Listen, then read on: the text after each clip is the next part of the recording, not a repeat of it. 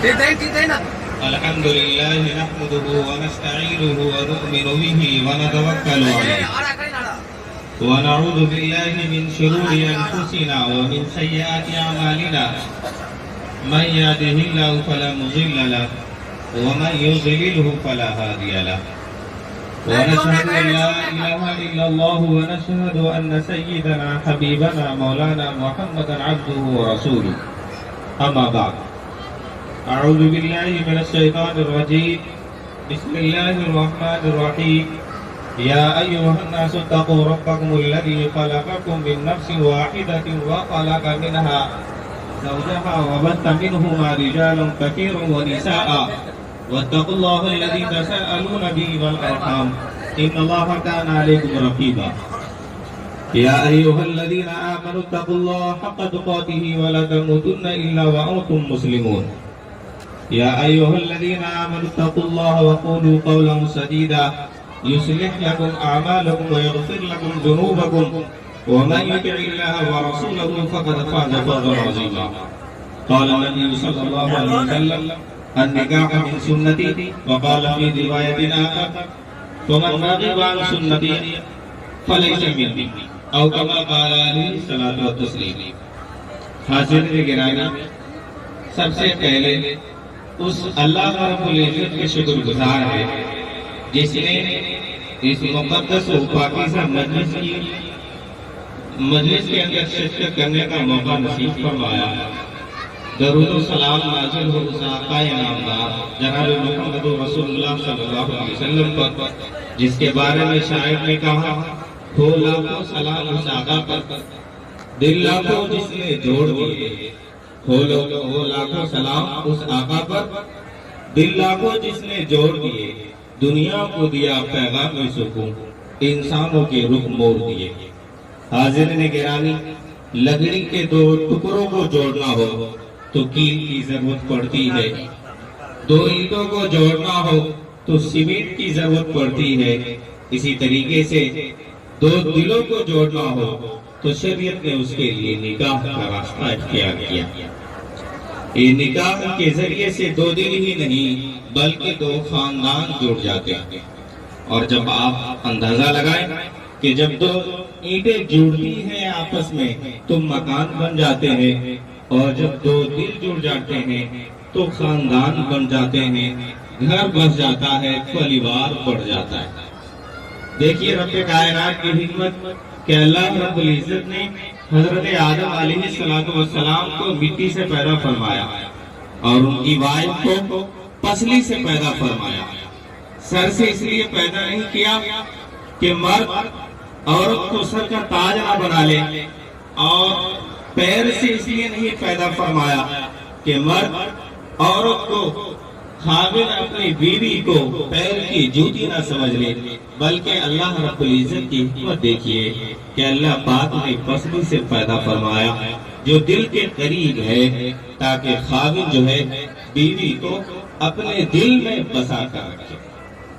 اپنے دل کے اندر بسا کر کے رکھے. یہ میاں بیوی کے باہم آپسی رشتہ اتنی زیادہ پاکیزہ ہے کہ حضرت موسیٰ علیہ السلام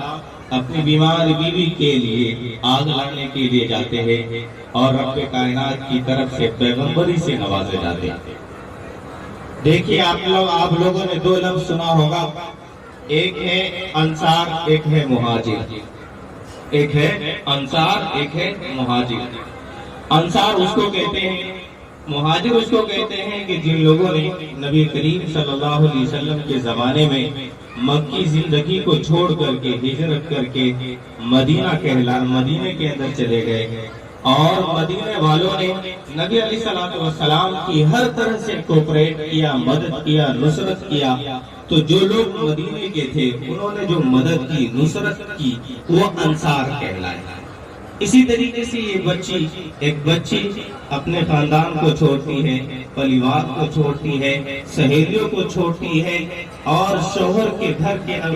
کے اندر جاتی ہے. تو شوہر کو بھی چاہیے، خاوند کو بھی چاہیے تو اس کو ہر طریقے سے کوپریٹ کرے، مدد کرے، نصرت کرے. اگر شوہر بیوی کے تئیں، وائف کے تئیں ہمدردانہ رویہ رکھتے ہیں تو اس سے بچی کی گھر بچ جاتا ہے اور معاشرہ آباد ہوتا ہے۔ حدیث مبارکہ کے اندر آیا خیرکم خیرکم لأہلہ، تم میں سب سے بہتر وہ ہے جو اپنے اہل کے لیے بہتر ہو۔ انا خیرکم لأہلی، اور میں تم میں سب سے بہتر ہوں اپنی فیملی کے لیے، اپنے اہل کے لیے۔ اس سے پتہ یہ چلا کہ مرد کی ذمہ داری، خاوند کی ذمہ داری عورت کے تئیں یوں ہے کہ جس طریقے سے دل کے قریب یعنی پسلی دل کے قریب ہے، اسی طریقے سے معاشرتی زندگی کے اندر اور خانگی زندگی کے اندر بھی مرد جو ہے عورت کو دل کے اندر رکھے، محبت کا جذبہ قائم رکھے،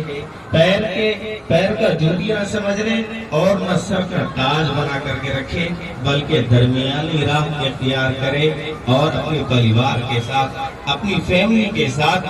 جو نبی علیہ الصلوۃ والسلام نے حدیث مبارکہ ہے کہ انا خیرکم لأہلی، کہ میں تم میں سب سے بہتر ہوں، وہی رویہ اختیار کرنے کی ضرورت ہے۔ اب ایجاب و قبول کے بعد جناب نوشے صاحب شرعی اعتبار سے قابل ہوں گے، اور ایک قابل کی جو ذمہ داری ہوتی ہے اس کے اوپر اللہ رب العزت سے دعا ہے کہ اسے ہر طریقے سے پورا کرنے کی کوشش کرنے کی توفیق عنایت فرمائے۔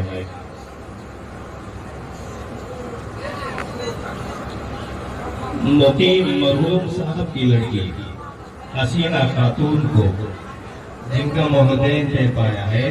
5005 اشر کی، سکہ رائج الوقت مہر موجل یعنی ادھار، گواہ اول محمد رستم صاحب، گواہ ثانی محمد امتیاز صاحب، وکیل میں ہے محمد سہیل صاحب، علاوہ امانت کا وسکنہ و دیگر ضروریات کے تمام حاضر مجلس کی موجودگی میں آپ نے نکاح قبول کیا۔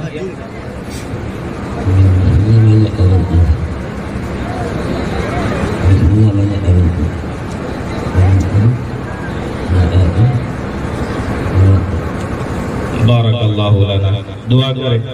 الحمدللہ رب العالمین الرحمن الرحیم مالک یوم الدین، اللہم انت السلام و منک السلام، تبارک یا ذا الجلال والاکرام، اللہم صلی علی سیدنا حبیبنا مولانا محمد وبارک وسلم، ربنا ظلمنا انفسنا وان لم تغفر لنا وترحمنا لنکونن من الخاسرین۔ اے رب العالمین، ہم سب کے گناہوں کو معاف فرما، ہم سب کے خطاؤں کو معاف فرما۔ اے رب العالمین، یہ تمام حاضر مجلس اس بچوں کے اے رب العالمین نکاح کے گواہ ہیں، اللہ تو بھی گواہ بن جا، ان کی نگاہ کو قبول فرما، اے اللہ ان کے رشتوں میں مضبوطی عطا فرما، دونوں آپسی میاں بیوی کے اندر محبت نصیب فرما، اے اللہ رب العالمین ان رشتوں کی برکت سے دونوں خاندانوں کے اندر بھائی چارگی نصیب فرما، آپ سے اختلاف و انتشار سے حفاظت فرما، بھائی چارگی نصیب فرما، ان کی نسلوں میں اللہ والوں کی، علماء کی، صلحاء کی جماعت پیدا فرما، اے رب العالمین ان کی نسلوں کو قبول فرما، مجاہدین اسلام بنا، اے رب العالمین اس مقدس فریضے کی برکت سے سب کو حاجی نمازی بنا، تمام کے گناہوں کو معاف فرما، اے رب العالمین ان کے رشتوں میں وہ محبت نصیب فرما جو صحابہ اور صحابیات کی زندگی کے اندر تھی، اے رب العالمین وہ نیک سیرت، وہ اولادوں میں برکت، وہ نسلوں میں برکت، وہ روحانی مضبوطیت جو صحابہ کے اندر موجود تھی، ان کے رشتوں میں بھی وہ مضبوطی نصیب فرما، اے رب العالمین جو دعائیں مانگی وہ بھی عطا فرما، جو دعائیں مانگنے سے رہ گی وہ بھی قبول فرما، اس مجلس کو اور اس نکاح کو قبول فرما، وصلی اللہ تعالی علی خیر خلقہ محمد صلی اللہ علیہ وسلم وعلی آلہ واصحابہ اجمعین برحمتک یا